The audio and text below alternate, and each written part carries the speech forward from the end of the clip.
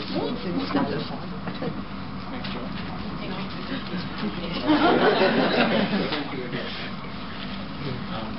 I was a kid, I used to feel my Christmas presents, so thanks for the book.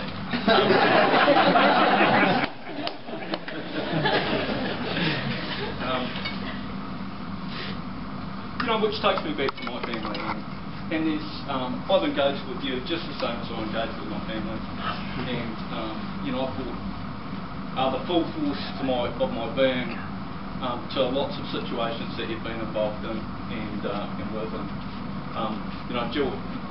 Jill's reference said there used to be people who had their Lockie moments, which would just be surprised because I just appear and start rabbiting on about something that I cared about, and most of the people that had those Lockie moments go, oh yeah, I know what you were on about then, but it was a bit of a surprise.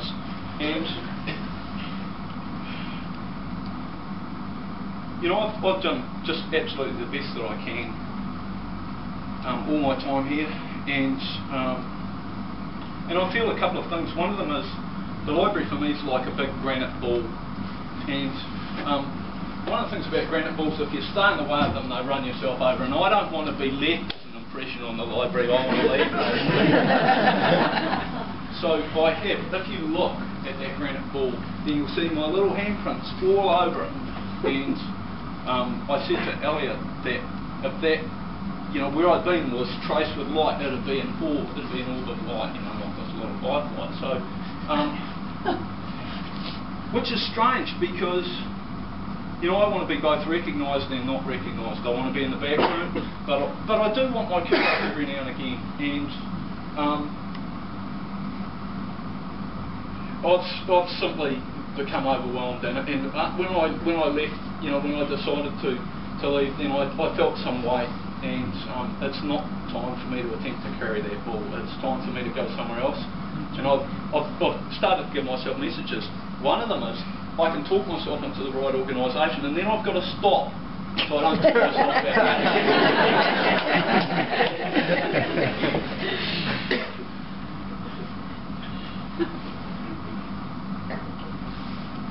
It's amazing. I usually don't find water so refreshing, but I have been a bit dry in the mouth today. It's big stuff, and I'm just backing myself. That's what I'm doing.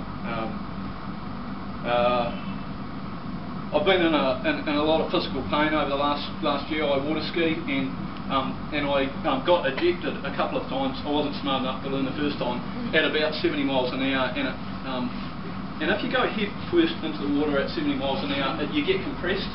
And so the second time I did it, the guys wished they had a card that had a 9 on it because I didn't draw blood, so I couldn't get a 10. But that left me with a tingly arm for about 3 months, and has qualified me for a collapsed disc. So I've been tussling with a lot of things over the last year, and I've been in pain every day. And so what I'm going to do is I'm just going to take a rest, and I'm going to recover both physically and mentally.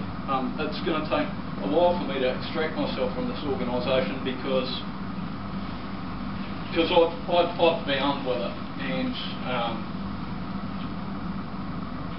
it's going to be strange, but there are some things that I haven't said.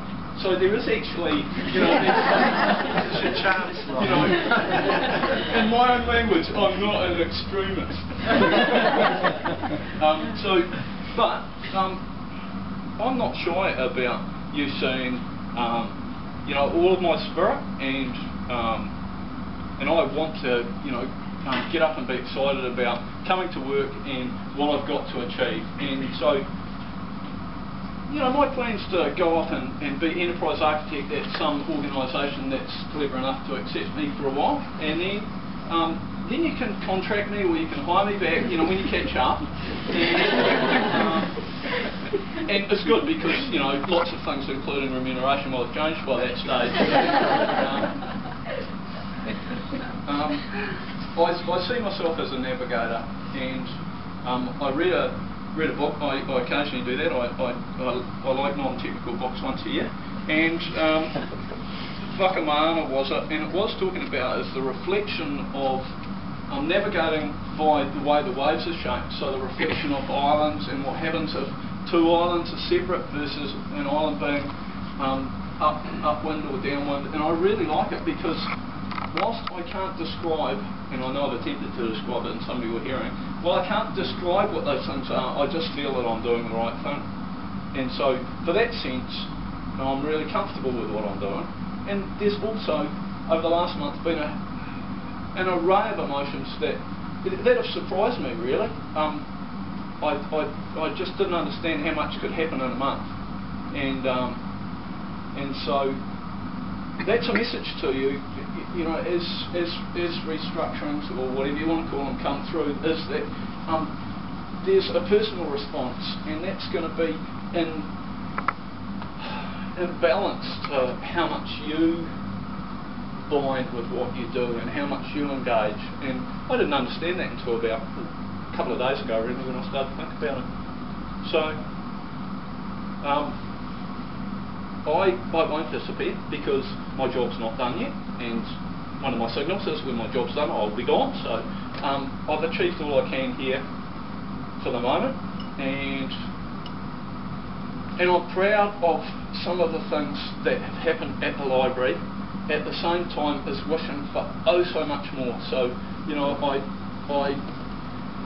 aim high, fail high, but I hate failing. I'm a cup is half empty guy, so I always want something more, and I wish something more for every single one of you, you know, and which gets me to my chocolate cakes. I baked them, some of them last night, some of them today, and they all came out different, which is really weird. But they're gluten-free, and they've got chocolate in them. Really?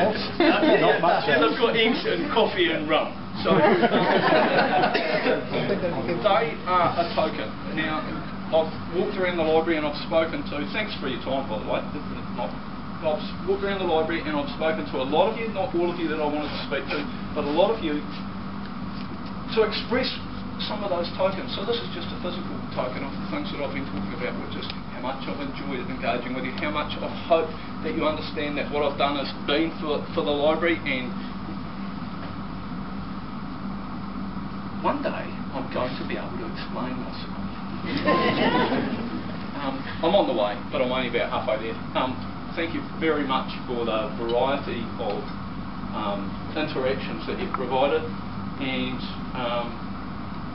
you know, I've got no doubt I've closed no doors, but you know, when you see me in the street, what are you up to? And I bet I can tell you a story.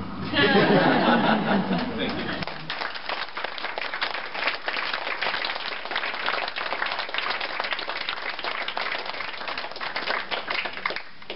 I didn't make the whiskey, but it goes very nicely with the cake.